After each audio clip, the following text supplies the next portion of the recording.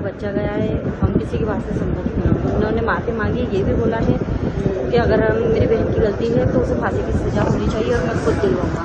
अच्छा, वो कह रहे हैं लेकिन मेरी तरफ से सिर्फ मेरा अकेले के लिए मेरे को किसी की माफ़ी की जरूरत नहीं है। मुझे किसी की माफ़ी नहीं चाहिए, मम्मी पापा भाई बहन किसी की माफ़ी नहीं, बस फांसी की सजा चाहिए। अच्छा, भरोसा नहीं है अभी भी उनकी बातों पे कि बाद में मुकर जाए शायद?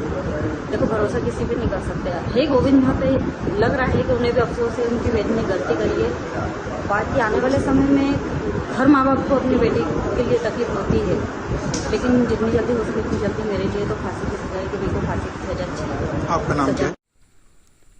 सनम तेरी कसम का सनम काला ले रम रम सनम mensim pisah sanam men penyap ya uraja namar mensim kuslai henrei kan sa saja dai sanam kachim ya usati klempoi perkat kin sastin pasi